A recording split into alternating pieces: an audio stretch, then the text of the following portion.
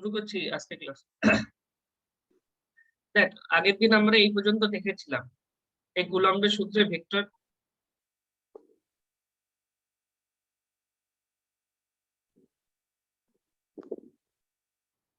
কুলম্বের সূত্রের ভেক্টর রূপের আগ পর্যন্ত আমরা পড়েছিলাম, ঠিক আছে। এবার ফার্স্ট আমরা এই যে কুলম্বের সূত্রের ভেক্টর রূপ আর হলো এই দুটি আধানের উপর ক্রিয়াশীল পারস্পরিক স্থির তড়িৎ বল সমান ও যে বিপরীত, এই এই দুটো জিনিস একটু বাদে করব বা নেক্সট ক্লাসেও করতে পারি। তো ফার্স্ট আমরা যেটা আগের দিন যেখানটা ছেড়েছিলাম সেটা একটু আরেকবার দেখে নিই। সেটা হলো যে স্থির তড়িৎ বল এবং মহাকর্ষ বলের মধ্যে তুলনা। এর তড়িৎ বল ও মহাকর্ষ বলের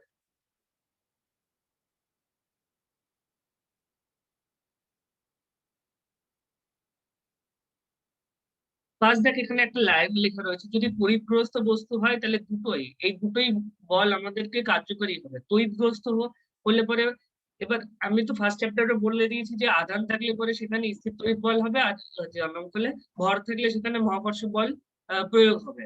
তাহলে এখানে বলছি যে তড়িৎগ্রস্ত বস্তু হলে পরেও কিন্তু দুটো বল আমাদের যে কার্যকরী হবে। কি করে? যে তড়িৎগ্রস্ত বস্তুতে বস্তুতে কিন্তু আমাদের আধানু রয়েছে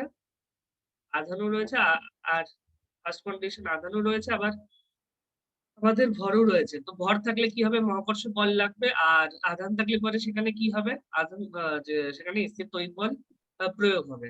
এবার বলেছে যে এদের মধ্যে সাদৃশ্য। ফার্স্ট দেখো আমাদেরকে কি বলেছে, যে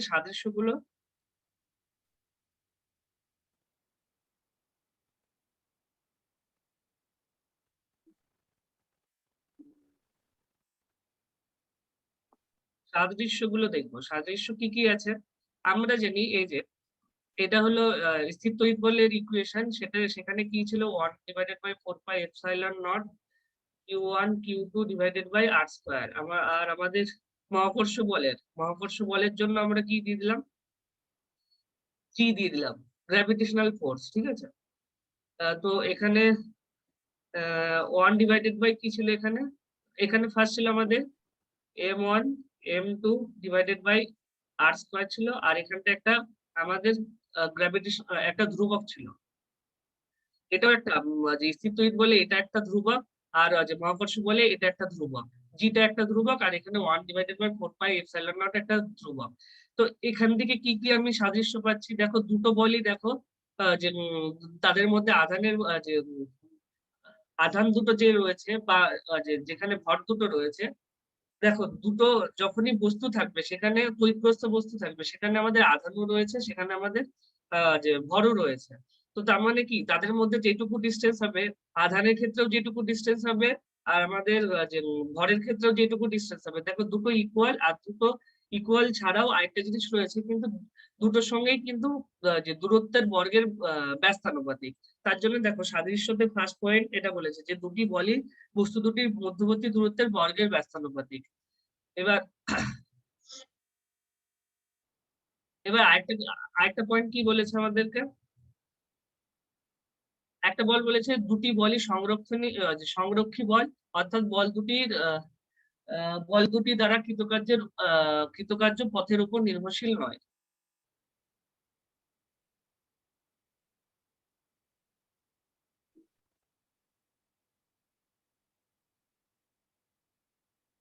সেকেন্ড পয়েন্ট কি বলেছে? দুটি বলই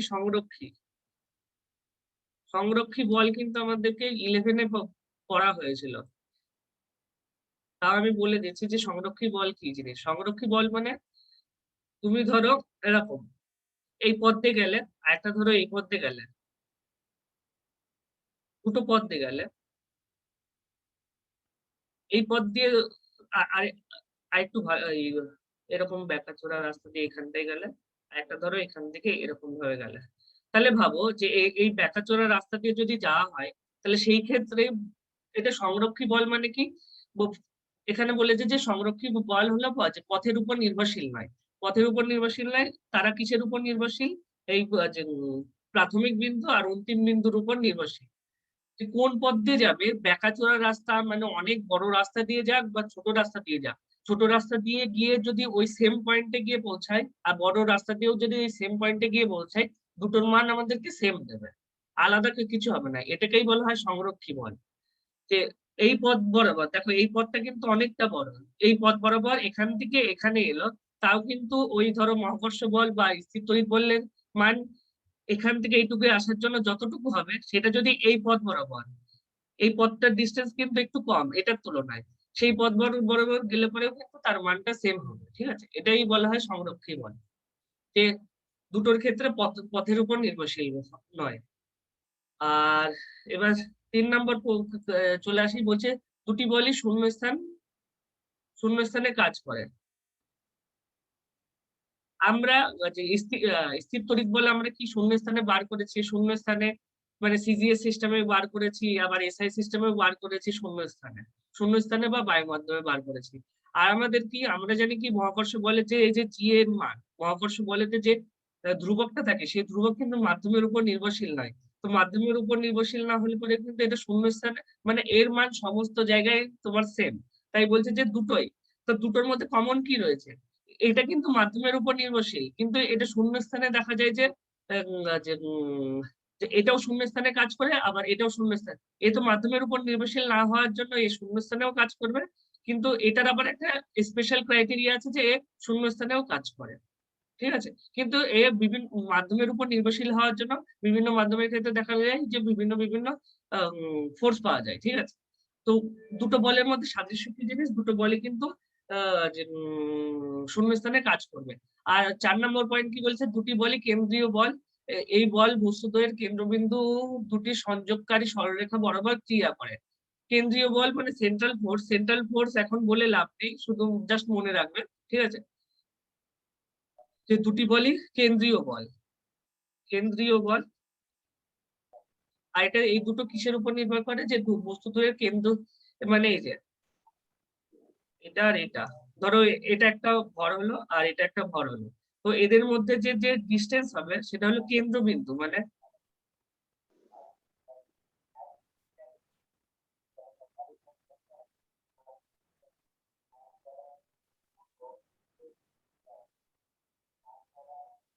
কেন্দ্রবিন্দু মানে ধরো এরকম একটা মাস রয়েছে, এরকম একটা মাস রয়েছে, তো কেন্দ্রবিন্দু, কেন্দ্রবিন্দু থেকে কিন্তু এই দুটো ডিস্টেন্স কে নেওয়া হবে।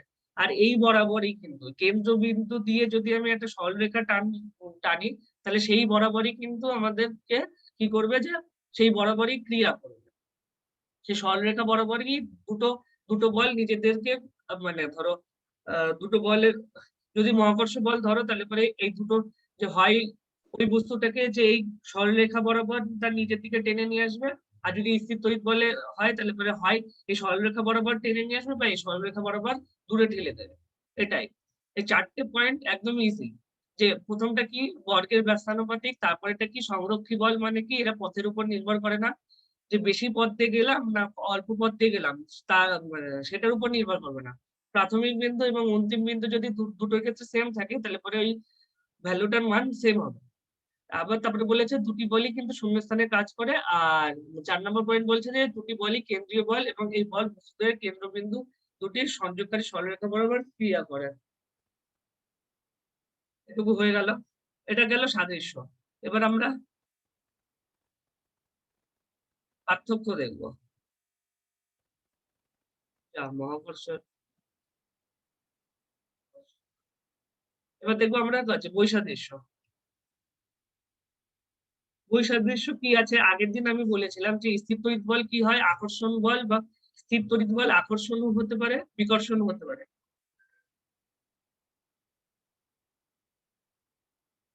হ্যালো, এই আমি এখন যে পড়াচ্ছি এখন। হুম, আচ্ছা,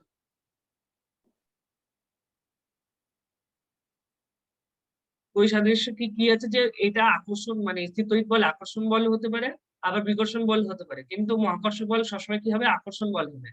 আর একটা কি বলেছে, স্থির তড়িৎ বল এই যে এখানটায় আমি আর লিখছি না, এখান থেকে দেখে নেবে। আহ, আহ, এই 3টে পয়েন্ট দেখে নেবে যে এই বল অনেক বেশি শক্তিশালী হয়, কারণ কি এই বল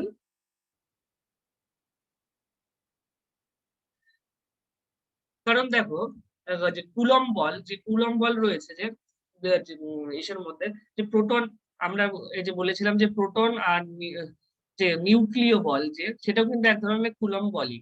বা আরেকটা হলো প্রোটনের সঙ্গে যে বাইরের দিকে যে ইলেকট্রন গুলো ঘুরছে, সেখানেও কিন্তু তোমার কিন্তু এই কুলম্ব ফোর্সই কাজ করে। তো এই বল কিন্তু অনেক শক্তিশালী হয়। আর মহাকর্ষ বল কি হয়, খুব ক্ষীণ। দেখবা অনেক জিনিসই সবসময় কি দেখো যে তোমার বাড়িতে দেখো চেয়ার টেবিল সবসময় নড়েই যাচ্ছে, যে একটু তুললে সঙ্গে সঙ্গে নড়ে টড়ে অন্য জায়গায় চলে গেলে, এরকম কিন্তু দেখো না। তাই কি বলেছি যে মহাকর্ষ বল কি হয়, খুব ক্ষীণ হয়। যদি খুব উচ্চতায় তোলা হয় তখন ধীরে ধীরে বাড়তে থাকে মহাকর্ষ বল। যদি আমি দেখবে একটা বলকে যদি খুব অল্প দূরত্ব পর্যন্ত তুললে কিন্তু তোমার হাতে পড়লে পরে সেরকম লাগবে না। সেই বলটাকে যদি অনেক হাইটে তোলো, তাহলে তখন মনে হবে যে খুব স্পিডে তোমার হাতের উপরে পড়লো, ঠিক আছে। তো এই মহাকর্ষ বল কি হয়, যে এর আকর্ষণ বলটা খুবই যে ক্ষীণ হয়। আর সেকেন্ড পয়েন্ট তো আমি বলে দিয়েছি। আর 3 নম্বর পয়েন্ট কি বলেছে, এই বল সংশ্লিষ্ট মাধ্যমের উপর নির্ভরশীল। আর এই বল সংশ্লিষ্ট মাধ্যমের উপর নির্ভরশীল নয়, যেটা বললাম যে মহাকর্ষ বলের যে ধ্রুবক রয়েছে, সেই ধ্রুবক কিন্তু মাধ্যমের উপর নির্ভরশীল করে না। আর কিন্তু যে আমাদের যে স্থিততড়িৎ বলের যে 1/4πε0, এটা কিন্তু মাধ্যমের উপর নির্ভরশীল। তো এটা গেল হলো আমাদের যে সাদৃশ্য আর বৈসাদৃশ্য। আর এখানে একটা ছোট্ট একটা রয়েছে যে কুলম্বের সূত্রটি সর্বজনীন সূত্র নয়। কারণ এটি কারণ এটি যে মাধ্যমে আধান দুটি থাকে তার প্রকৃতির উপর নির্ভর করে।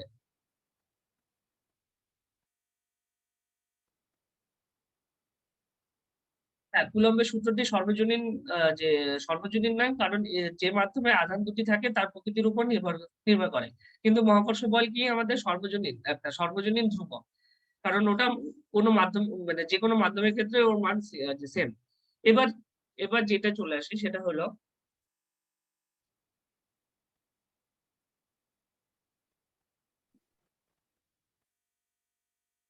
মিডিলেই থাকলে পরে বেশি ভালো লাগছে।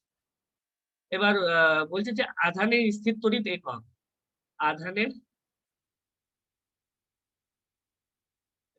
আধানের স্থির তড়িৎ একক।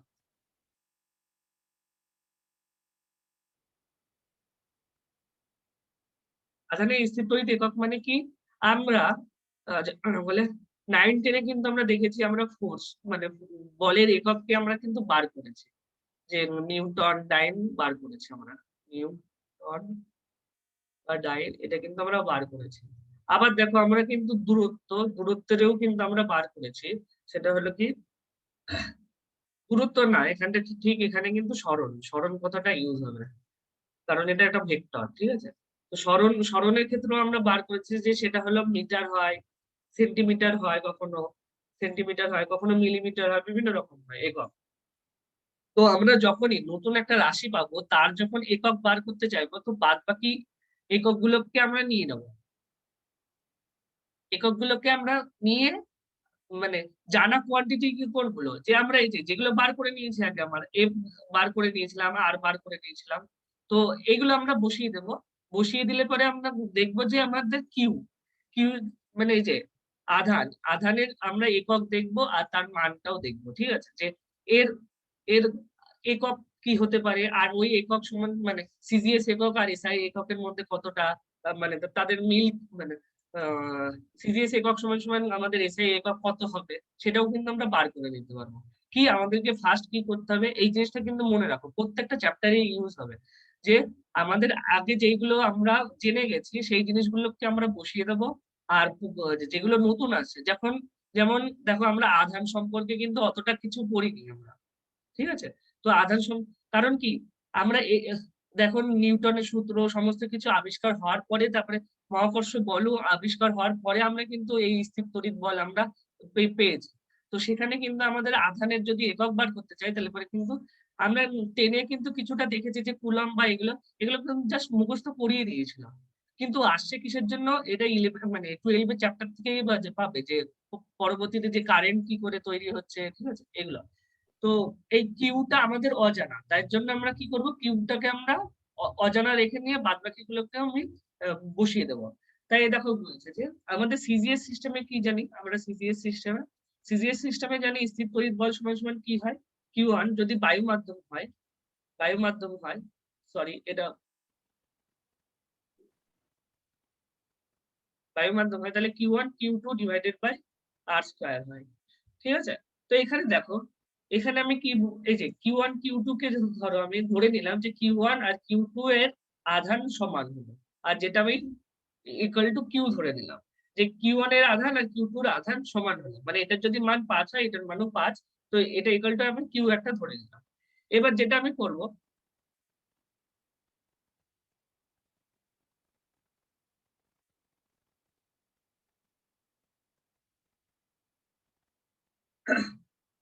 এবার দেখো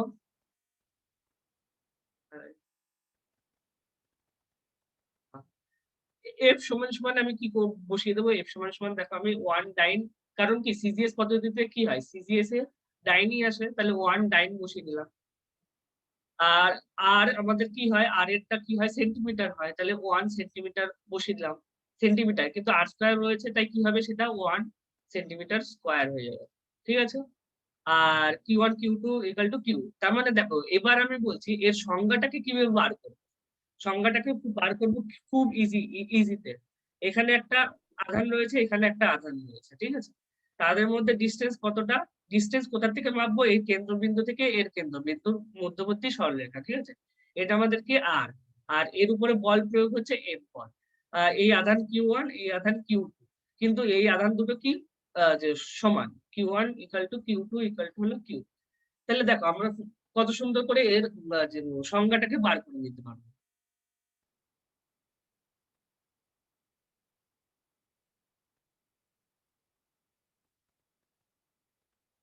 সংজ্ঞা দেখো, দুটি সমপরিমাণ বিন্দু আধানকে, সমপরিমাণ কিসের জন্য আমি দেখো আগেই ধরে নিয়েছি যে Q1 Q2 equal to Q. সমপরিমাণ বিন্দু আধানকে শূন্য স্থান বা বায়ু মাধ্যমে, কারণ বলতেই হবে শূন্য স্থান না বায়ু মাধ্যম যদি না হয় তাহলে পরে সেক্ষেত্রে কিন্তু কি হয়ে যাচ্ছে, কিন্তু আমাদের 1/4πε0 ঢুকে যাবে, ঠিক আছে? তাই কি বলছে যে শূন্য স্থান বা বায়ু বায়ু মাধ্যমে আহ হ্যাঁ, না না ওটা সরি, ওটা আমাদের এসআই এর ক্ষেত্রে ঢুকে যেত।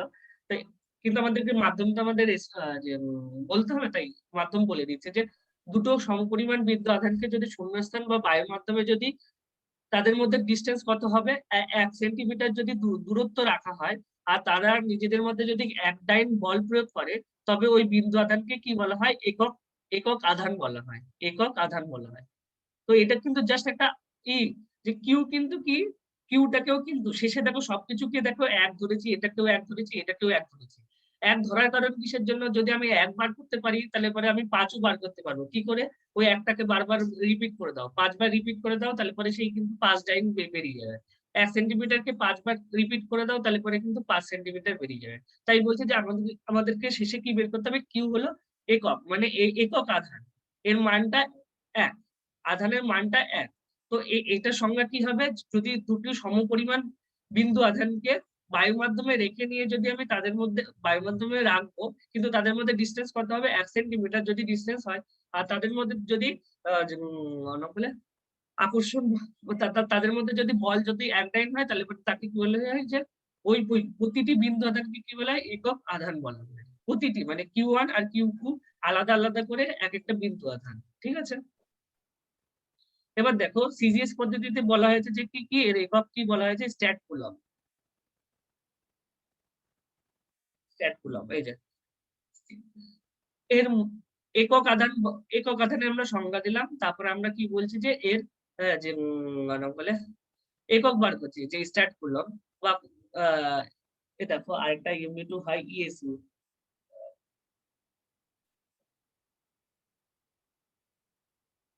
কি কি ই হয় সিজিএস পদ্ধতিতে, সিজিএস পদ্ধতিতে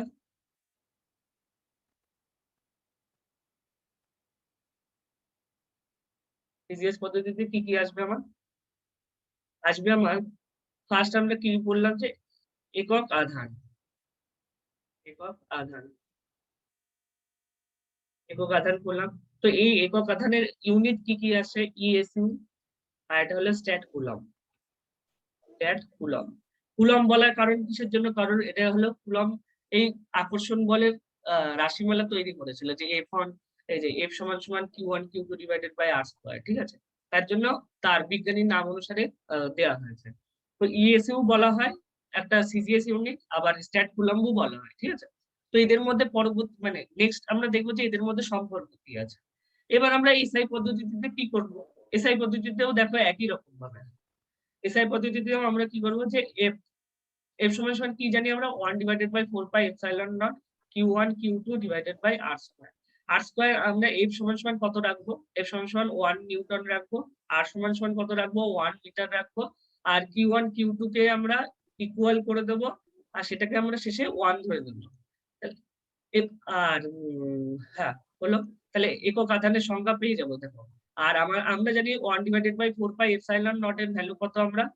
এটা কিন্তু আমরা জানি যে এসআই পদ্ধতিতে কত হয়, 9 ইন্টু 10 টু দি পাওয়ার 9, তো হ্যাঁ 9 হয়, 10 টু দি পাওয়ার 9। আর এটা বায়ু মাধ্যম বা শূন্যস্থানের ক্ষেত্রে করা হচ্ছে। তাই কি বলছে যে দুটি সমপরিমাণ, এই দেখো সংজ্ঞা বলে দিয়েছে কি যে দুটি সমপরিমাণ বিন্দু আধানকে যে শূন্যস্থান বা বায়ুর মাধ্যমে রেখে যদি তাদের মধ্যে ডিস্টেন্স কত করে রাখবো, 1 মিটার যদি রাখা হয়, আর তাদের উপর দেখো এখানে কিন্তু এই জিনিসটা, এই জিনিসটার জায়গায় কিন্তু আমাদের কি এই ভ্যালুটা বসবে 9 ইন্টু 10 টু দি পাওয়ার 9, ঠিক আছে? আর এখানে আমাদের কত হয়ে যাবে? 1 হয়ে যাবে। 1 যদি হয়ে যায় 1 যদি হয়ে যায় তাহলে পরে কিন্তু এই বলটাই থাকবে দেখো, 9 ইন্টু 10 টু দি পাওয়ার 9, কারণ এটা গুণ হয়ে যাবে, ঠিক আছে? গুণ হয়ে গেলে পরে যে বল প্রয়োগ করবে তবে সেই প্রতিটি বিন্দু আধানকে কি বলা হয়? একক আধান বলা হয়, ঠিক আছে? মানে এই দেখো এই জায়গায় ভ্যালুটা বসিয়ে দাও, বসিয়ে দিলে পরেই কিন্তু বুঝে যাবে যে যে 9 ইন্টু এই যে Q1 Q2 যদি আমি বার করতে যাই, ধরো Q স্কয়ার ইকুয়াল টু কি হয়ে যাবে, এটার সাথে এটা কিন্তু গুণ হয়ে যাবে। গুণ হয়ে গেলে পরে কিন্তু সেই ক্ষেত্রে কি হবে যে এত বল যদি Q স্কয়ার সমান সমান F, না না না,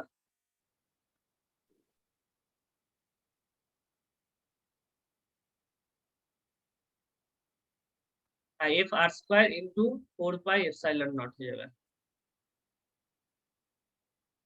তো দেখো এখানটায় যদি তুমি ভ্যালু বসাও তাহলে পরে কিন্তু দেখো এই যে এখানে 1 বসিয়ে দিলাম, এখানে মিটার বসিয়ে দিলাম, 1 মিটার বসিয়ে দিলাম, আর এখানটায় কিন্তু ওই যে 9 ইন্টু 10 টু দি পাওয়ার 9 বসিয়ে দিলাম যদি আমি। তাহলে পরে কিন্তু শেষে কি হবে, অত অত গুণিতক হবে যে 9 ইন্টু 10 টু দি পাওয়ার 9 এরই গুণিতক হবে। তার জন্য কি বলেছে যে যদি তাদের মধ্যে ডিস্টেন্স যদি 1 মিটার হয়, তাহলে পরে কি যে পরস্পরের উপর যদি 9 ইন্টু 10 টু দি পাওয়ার 9 যদি নিউটন বল প্রয়োগ করে তবেই ওই বিন্দু আধানকে কি বলা হয়? একক আধান বলা হয়। তো এর একক গুলো কি হবে? এর একক গুলো,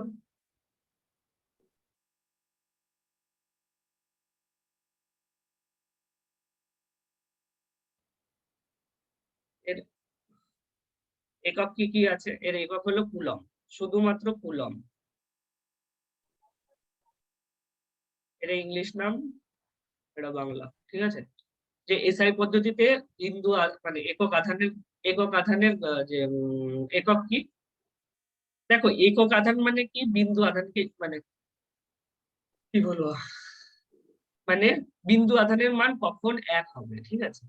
বিন্দু আধানের মান কখন এক হবে সেটাই কিন্তু আমাদের সংজ্ঞা। বা এই যে 1 সেন্টিমিটার বলতে কি বোঝায়, 1 সেন্টিমিটার কখন বলবো, যখন এই যে আমি সরণ সমান সমান কি জানি, না সরণ না, আহ সরণ না, আমি যদি এই যে বেগ সমান সমান বলি, যে বেগ সমান সমান যদি আমি বলি যে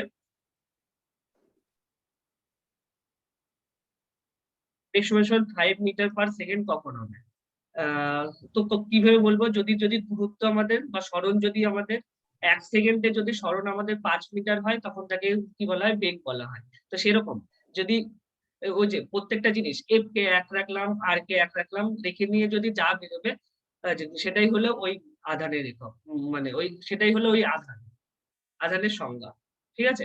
তো সিজিএস পদ্ধতিতে কি দুটো আমাদের যে বেরোলো হলো ইএসইউ স্ট্যাট কুলম, আর একটা হলো আর এসআই পদ্ধতিতে কি বেরোলো আমাদের কুলম।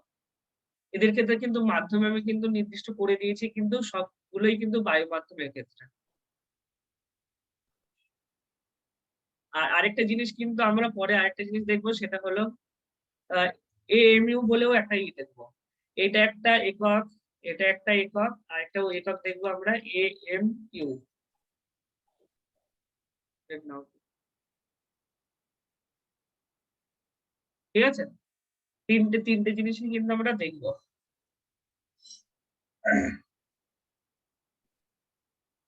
আর এর একক কি?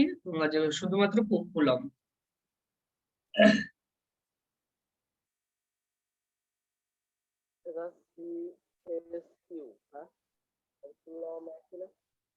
এটুকু হলো। এবার নেক্সট আমরা যেটা করব, কে কথা বলছে?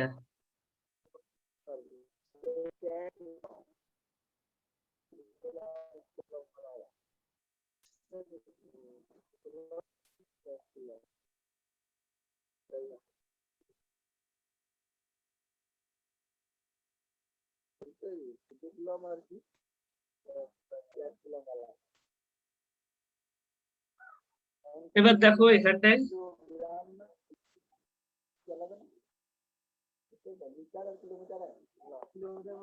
দেখো যে এই যে প্রত্যেকটা ইসের সঙ্গে রিলেটেড, মানে প্রত্যেকটার সাথে যে মান বলে দিয়েছে যে এক ইএমইউ আধান সমান সমান কত হবে? 3 × 10⁹ ইএসইউ আধান। এগুলো কিন্তু আধানে কোনো ক্ষেত্রে বলে দেবে যে কিউ এর মান বলে দেবে কখনো ইএমইউ এককে, কখনো বলে দেবে যে ইএসইউ এককে। ঠিক আছে, দুটোই বলে দিল, তাহলে পরে একটা থেকে আরেকটাতে কনভার্ট করতে কিন্তু এগুলো লাগবে। তাই এগুলো কিন্তু মুখস্থ করতে হবে যে এক ইএমইউ আধান সমান সমান 3 × 10⁹ ইএসইউ আধান। আর একটা হলো যে আমাদের 1 ইএমইউ সমান সমান হলো ইএমইউ আধান সমান সমান হলো 10 কুলম্ব। আর 1 কুলম্ব সমান হলো 3 × 10⁹ ইএসইউ আধান। ও এম, আমি আগেরটাতে যেটা বললাম যে সিসিএস পদ্ধতিতে আরেকটা একক আসবে যেটা এএমইউ, সেটা এএমইউ নয়, ইএমইউ। ঠিক আছে, ইএমইউ, এএমইউ নয়, এটা ভুল বলেছি আমি। তো 1 কুলম্ব সমান সমান, এই তিনটে সম্পর্ক কিন্তু খুব ভালো করে জানতে হবে। এক ইএমইউ সঙ্গে যে এসইউ এর কি সম্পর্ক, এক ইএমইউ সঙ্গে এটার কি সম্পর্ক, আর 1 কুলম্বের সঙ্গে এটার কি সম্পর্ক। দেখো এই দুটো কিন্তু, এটা আর এটা কিন্তু ইএসি মানে যে সিজিএস ইউনিট, তাও কিন্তু নিজেদের মধ্যে দেখো একটু চেঞ্জ রয়েছে। যে আহ, মানে হওয়ার কথা তো একই ইএমইউ সমান সমান আমরা লিখতেই পারি যে এক ইএসইউ। তো যেহেতু দুটোই কিন্তু আমাদের সিজিএস ইউনিট না, এটা হলো অনেকটা এরকম। সিজিএস দেখো মানে একটা একটু বড় ইউনিট আর একটা একটু ছোট ইউনিট। যখন আমরা বড় লাগবে তখন আমি ইএমইউ দিয়ে লিখবো, কারণ এত বড় বারবার আমরা লিখবো না, তা তখন আমরা ইএমইউ তে কনভার্ট করে নেবো। তার জন্য দুটো ইউনিটকে আমরা ইউজ করেছি। যখন বড় আধান আসবে তখন সেই ক্ষেত্রে আমি যে ইএমইউ কাজে লাগাবো। তো এটা গেল। আরেকটা দেখো যে এই যে এখানে বলা হয়েছে যে ইলেকট্রনের চার্জ এটা সমান সমান কি হয়? 4 × 10⁻⁻10 ইএসইউ। ইএসইউ কোন ইসে? সিজিএস এ আছে। এটা কিন্তু আমাদের সিজিএস এ আছে। এটাকে যদি আমি কুলম্বে নিয়ে যেতে হয়, তার মানে এসআই ইউনিটে নিয়ে যেতে হয়, তাহলে কি হবে? সেটা 1.6 × 10⁻⁹ কুলম্ব। এই যে এখান থেকে কিন্তু পেয়ে যাব 3 × 10⁻⁹ ইএসইউ। একে যদি এক ইএসইউ সমান সমান, তার মানে কত হবে? 1/3 × 10⁻⁹ এত কুলম্ব। ইএসইউ সমান সমান এটা দিয়ে ভাগ করে দিলে পরেই এই যে 4.8 × 10⁻⁻10 ইএসইউ কেও যদি ওটা দিয়ে ভাগ, এটা দিয়ে ভাগ করে দাও, তাহলে পরেই কিন্তু আমাদের এসআই পদ্ধতিতে মান বেরিয়ে যাবে। ঠিক আছে, এ পর্যন্ত বোঝা গেল? এবার আমরা চলে আসি হলো মাধ্যমের যে মাধ্যমের পরাবৈদ্যুতিক ধ্রুবক।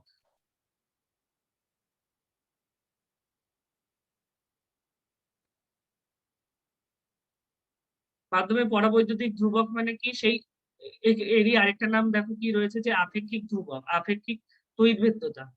আপেক্ষিক তড়িৎভেদ্যতা মানে কি? আমি বলেছি আপেক্ষিক মানে কি, যে একটা সাপেক্ষে আরেকটা। আবার এটাও বলে দিয়েছে তড়িৎভেদ্যতার এটা অনুপাত হবে। আপেক্ষিক মানে কি? একটা সাপেক্ষে আরেকটা হলে পরে কি, দেখো দুটো অনুপাত হচ্ছে। এবার এই অনুপাতটা কার হবে? তড়িৎভেদ্যতা। আপেক্ষিক কি হয়? বিভিন্ন জিনিস আপেক্ষিক হয়। আপেক্ষিক ঘনত্ব হতে পারে, সেই ক্ষেত্রে কি হবে? যে দুটো ঘনত্বের মধ্যে যে অনুপাত, তো এখানে কি বলেছে আপেক্ষিক তড়িৎভেদ্যতা, তার মানে এখানে কি দুটো তড়িৎভেদ্যতার মধ্যে অনুপাত হবে। তো পরাবৈদ্যুতিক ধ্রুবককে কি আমরা কে দ্বারা ডিনোট করি, ডিনোট করলে পরে কি হবে, এটা কি হচ্ছে যে বায়ু মাধ্যমের ক্ষেত্রে বায়ু মাধ্যমের তড়িৎভেদ্যতাকে আমরা নিচে রাখবো, এটা বারবার ভুল লিখছি, বায়ু মাধ্যমের তড়িৎভেদ্যতা,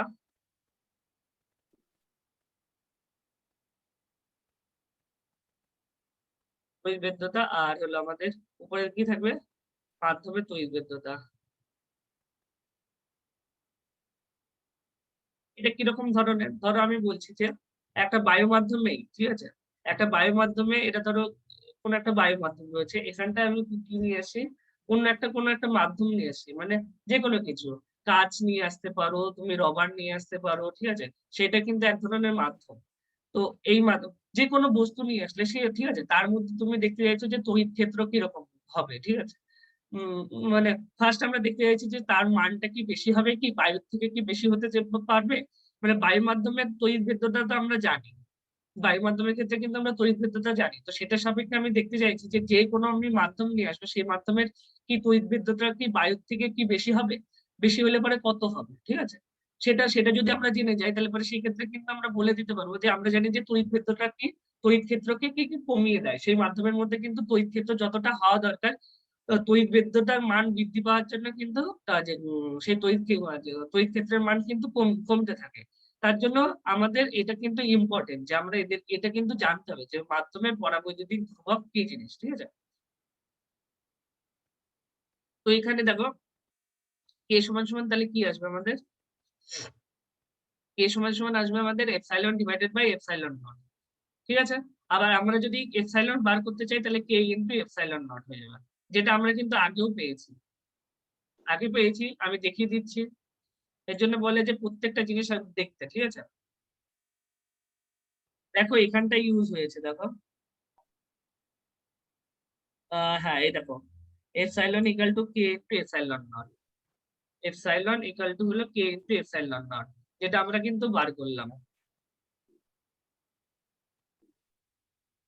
epsilon equal to K into epsilon not. এখানে কি বলেছে যে এই যে পরাবৈদ্যুতিক ধ্রুবক মানে কে এর কোনো কিন্তু মাত্রা থাকবে না, মাত্রা থাকবে না কিসের জন্য, কারণ দুটোই হলো তড়িৎভেদ্যতার অনুপাত, মানে দুটোই যদি একই রাশির অনুপাত হয় তাহলে পরে সেখানে কিন্তু কোনো একক থাকে না, ঠিক আছে। তো কে এর কোনো যে একক থাকবে না, কিন্তু তড়িৎভেদ্যতার অনুপাত মানে একক থাকবে। এই জিনিসটা কিন্তু খুব ইম্পর্টেন্ট যে অভ্রের তড়িৎভেদ্যতা 5 এত, আর পরাবৈদ্যুতিক ধ্রুবক যে 5.4। দেখো অভ্রের পরাবৈদ্যুতিক ধ্রুবক মানে কে এর মান বলে দিয়েছে 5.4, দেখো এর কোনো ইউনিট বলে দেয়নি, কিন্তু বলেছে যে অভ্রের তড়িৎভেদ্যতা হলো এত। তার মানে কি সেই ক্ষেত্রে আমরা এই যে কে সমান সমান কে এর মান বলে দিয়েছে আমাদের কত, কে এর মান বলে দিয়েছে আমাদের 5.4। আর যে অভ্রের তড়িৎভেদ্যতা মানে আমি যদি বায়ুর মধ্যে যদি আমি অভ্রকে নিয়ে আসি, সেই অভ্রের মধ্যে আমি দেখতে চাই যে তার যে তড়িৎভেদ্যতা কেমন কেমন, ঠিক আছে, তার মানটা কত বেরিয়েছে আমার 5.4, ইউনিটটা লিখলাম না, ডিভাইডেড বাই বায়ু মাধ্যমেরটা হয়ে যাবে বাই দেখো সিজিএস পদ্ধতিতে কি জানি আমরা, সিজিএস পদ্ধতি শূন্যস্থানে তড়িৎভেদ্যতার মান এক হয়, তাই কোনো মাধ্যমে পরবৈদ্যুতিক ধ্রুবক ও ওই মাধ্যমে তড়িৎভেদ্যতার মান সংখ্যাগতভাবে সমান হয়, মানে সিজিএস পদ্ধতিতে কি হয় এপসাইলন নটের ভ্যালু 1 হয়, তাহলে সেই ক্ষেত্রে কি হবে যে মাধ্যমের তড়িৎভেদ্যতা আর পরাবৈদ্যুতিক ধ্রুবক সবসময় আমাদেরকে সমান হবে। সিজিএস পদ্ধতির ক্ষেত্রে কে সমান সমান কি হবে এপসাইলন হয়ে যাবে, কারণ কি এপসাইলন নটের ভ্যালু কত আমরা 1। কিন্তু এসআই পদ্ধতিতে হলে, যদি এসআই পদ্ধতিতে হয়, এসআই পদ্ধতিতে যদি হয় তাহলে সেই ক্ষেত্রে কিন্তু আমাদের এপসাইলন নটের একটা ভ্যালু রয়েছে, তার ভ্যালু কত 8.854 ইন্টু 10⁻12, তাই তো, হ্যাঁ 12 রয়েছে। তো এটা যদি এরকম হয় তাহলে সেই ক্ষেত্রে কিন্তু অভ্রের তড়িৎভেদ্যতা কিন্তু এসআই পদ্ধতিতে কিন্তু আলাদা হয়ে যাবে। কি করে, দেখো এপসাইলন সমান সমান কি হবে কে ইনটু এপসাইলন নট, অভ্রের পরাবৈদ্যুতিক ধ্রুবক কিন্তু এটা কিন্তু আমাদের সেম থাকবে দুটোর ক্ষেত্রেই। কারণ কি দুটোর ক্ষেত্রে থাকবে কিসের জন্য, কারণ এখানে আমরা কি দুটোই কিন্তু বায়ুর সাপেক্ষে মেপেছি, অন্য কোনো মাধ্যম আনিনি।